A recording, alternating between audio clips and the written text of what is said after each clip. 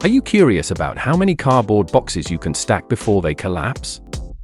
Do you believe you are at risk when changing your carton box supplier to another one, or when switching to a more cost-efficient material? In order to test the strength of each carton board and determine whether the material is actually fit for purpose, there are two ways to predict the destacking strength of a corrugated board. Either test its edge crush resistance or analyze its resistance to compression. In this video, we will discuss the method for measuring the edge crush resistance of a material. This test is most commonly performed for corrugated boards but can also be applied to heavy paperboards. By measuring this property, one can predict the stackability of carton boxes or compare their current material with a new one to assess its performance for the final application. To perform this analysis, we initially need to cut the samples to an ideal width, depending on the instrument used. The height of the specimens must be 25 mm. If different dimensions are used for the specimens due to technical issues, each one must be recorded and used during the calculation of the results.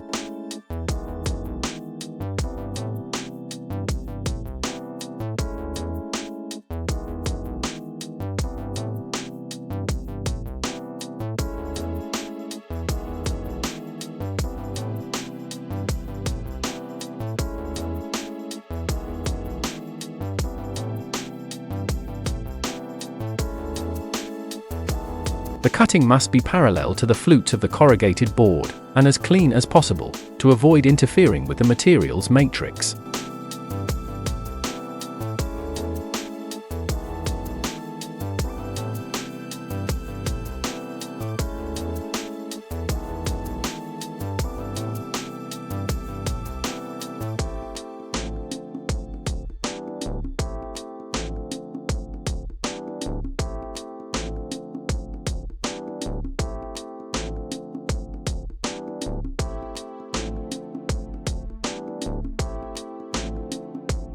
Poor cutting may reduce the actual resistance of the carton board, or even render the specimen unmeasurable. At least 10 of these specimens are prepared for this test, for statistical accuracy.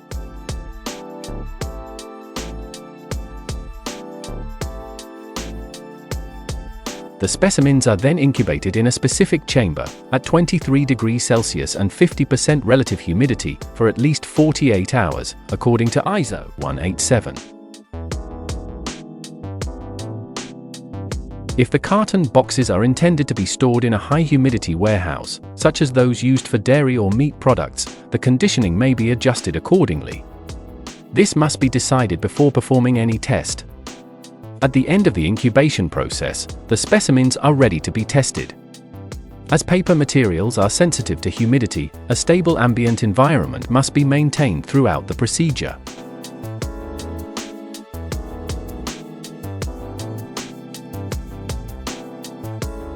The analysis is performed using a specifically designed dynamometer with a load cell of at least 250 newtons. The specimens are placed one by one between two plates and must be secured in position to prevent slippage.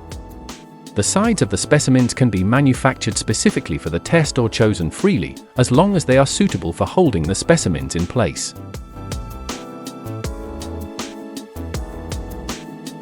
After placing the sample, the top plate must be brought very close to the specimen, without touching it. The test begins. During the procedure, the top plate moves down towards the specimen at a speed of 12.5 mm per minute. Initially, the plate moves until it touches the specimen. Following this, the specimen is compressed at a constant rate, and the force is measured.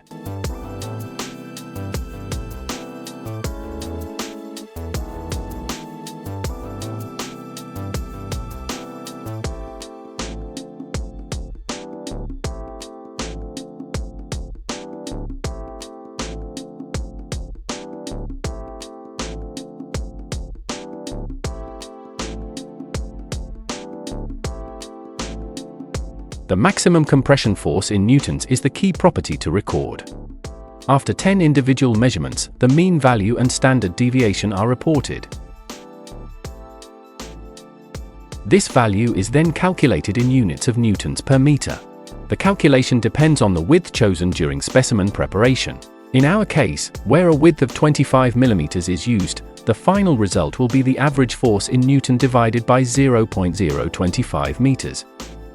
By getting this result, the corrugated board producing company can predict the maximum weight that the boxes can carry, and calculate the number of boxes that can be stacked before they collapse. Do you want to see more analyses like this? Don't forget to like and subscribe to our channel.